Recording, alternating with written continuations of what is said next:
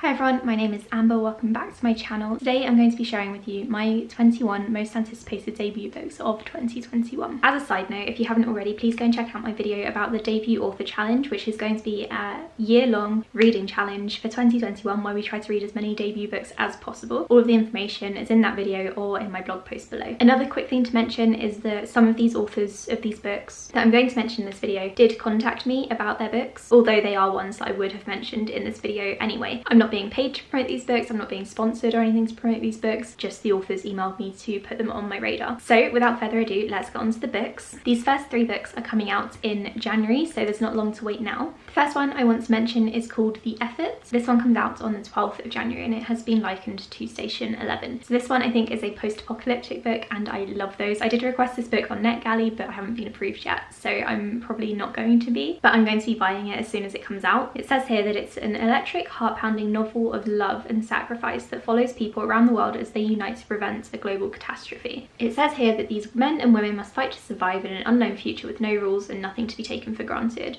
They have two choices: neutralise the greatest threat the world has ever seen, preferably before mass hysteria hits or world leaders declare World War III, or come to terms with the annihilation of humanity itself. Their mission is codenamed The Effort. I think this one sounds fantastic. I love stories where people are teaming up to save the earth. I love post-apocalyptic stories, so any direction this goes, I'm going to love it. This next one is called Waiting for the Night Song, and this is one that I'm currently reading, so I did receive a review copy, although I'm not in contact with the author. So this one is about a woman who is contacted by her childhood best friend, who kind of tells her to hurry up and come back to town. The two of them have a dark secret together, and I think it's about to come out, which is why the main character has been summoned back in order to prevent everyone from finding out what happened back in the day.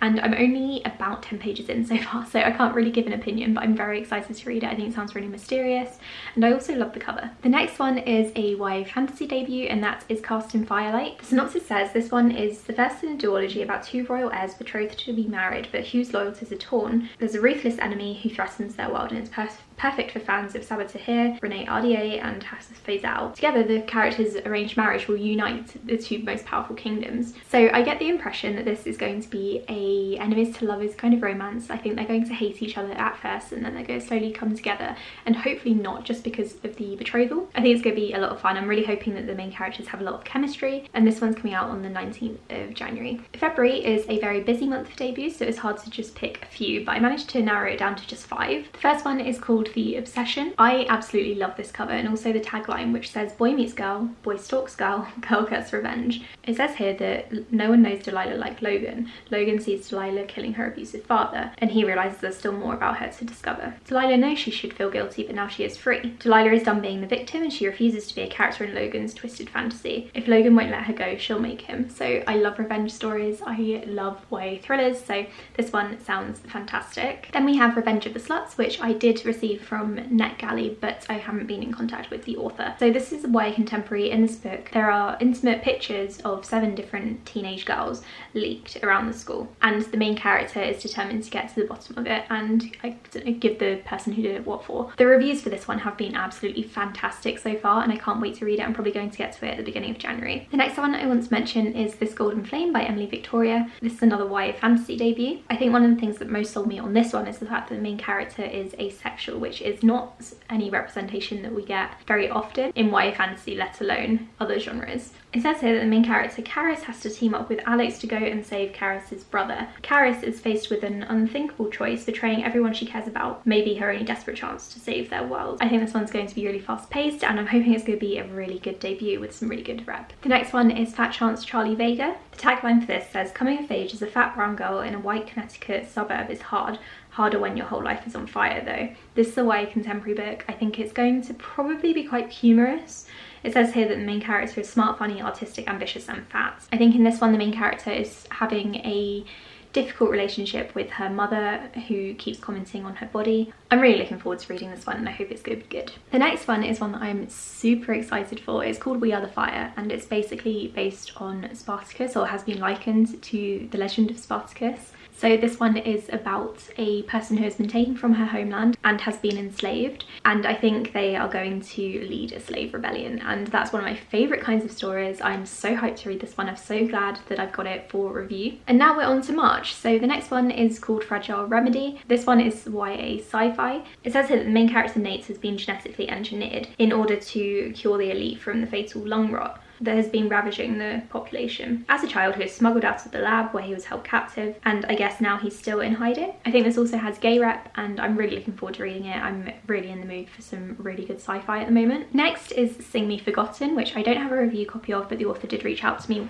about. So this is a fantasy book about a main character who isn't supposed to be alive. So people tried to kill her when she was a baby because she had powers to manipulate memories. But she was saved by a guy who runs an opera house, and he wants to use her powers to keep ticket sales going, and she's happily obliging because she wants to stay alive. I'm not sure what the rest of the plot is going to be, but I imagine she has to try not to be discovered. The next one is a Jane Austen retelling, and it's called Pride and Premeditation. The first line of the synopsis says, "It is a truth universally acknowledged that a young woman who desires a law career must be in want of a case. Lizzie Bennet hears about a scandalous society murder, and she sees an opportunity to prove herself as a solicitor by solving the case and ensuring justice is served. The man accused of the crime already has a lawyer on his side, Mr. Darcy." This one sounds like a lot of fun. I actually really enjoy stories about characters who are solving cases and also going into law, so I think this one sounds like something I'm going to really enjoy. The next one is coming out in April, and that is Kisses and Croissants. This one is set in Paris, which admittedly is not my favourite setting. You've probably heard me say before, I don't really like books set in France,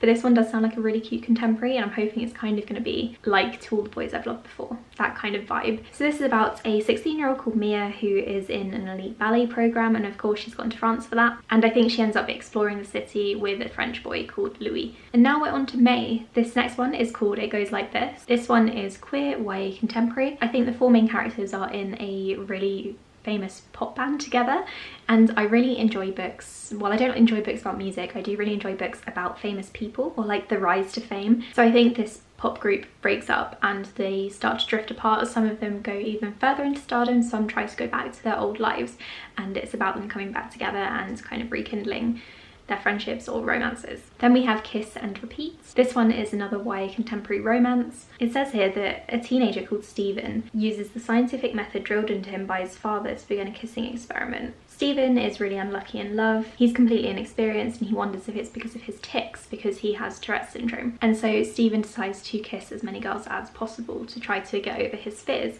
And I'm really looking forward to this one in particular because I do have a close family member who has Tourette's, and I've actually never read a book about a main character who does have Tourette's syndrome. I'm not sure I could even name any. So I'm really looking forward to reading this one and seeing what the representation is like. This next one is a middle grade book, and that's called Rhea and the Blood of the Nectar. This one is about a girl called Rhea who is having to go and find her twin brother who has gone missing. It says here that it's actually perfect for fans of Aru Shah and the End of Time, and also the Chronicles of Narnia. So if either of those things are to your taste, then maybe this is one for you. I've got a review copy of this one. I'm looking forward to reading it. I don't actually have any June books to mention just yet, but I will be doing more research and finding some to mention on my blog posts. And because these next books are coming out from July to October, they may or may not have book covers. Some of them do, some of them don't. So I will be mentioning these in more detail in another video in a couple of months. But I wanted to mention them here as well because I am really looking forward to reading them. This first one is coming out in July, and it's called Where It All Lands, and this one sounds amazing. So it's a sliding doors kind of parallel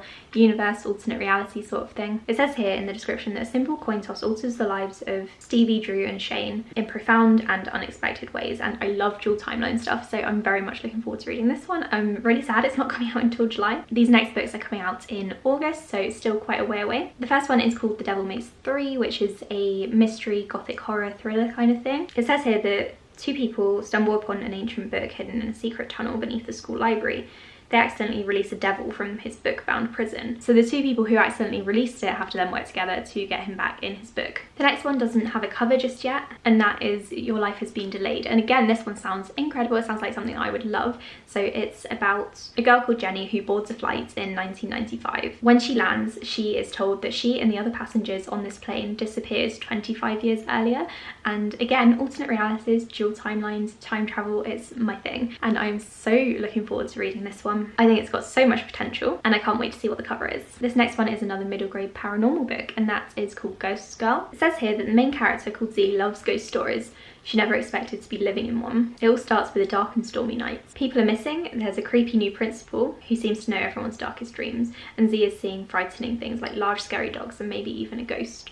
I love the cover for this one as well, and I cannot wait to read it. I'm going to be getting to it in July or August, I think. But this is probably going to be a really good one for children to read during Halloween. Next, we have a YA paranormal, which is called Mark of the Wicked. This one is about a teenage witch, and this witch has to figure out who is trying to frame her for using dark magic. The main character is also called Matilda, which A+ name, fantastic. I don't usually read books about witches, but I think there should definitely be more in YA. And this next one is out in October, which is miles away, but I wanted to mention it here and then I'll go into more detail in my next debuts video in a few months, and that is City of Shattered Light. This one is YA sci-fi about an heiress to a very powerful tech empire. It says here that the main character is living in her father's shadow, but she wants to prove that she is more. The father uploads her rebellious sister's mind to an experimental brain, so the main character has to save her sister. When she's on the run from doing that, she also meets a smuggler, and I'm really hoping this is going to turn into a really good ship with loads of chemistry, because I kind of need that right now. Again, this one isn't out for ages, but I will talk about it again in my next debuts video once it has a cover and everything. So those are the 21 most anticipated debut books I'm looking forward to reading next year. There are of course more,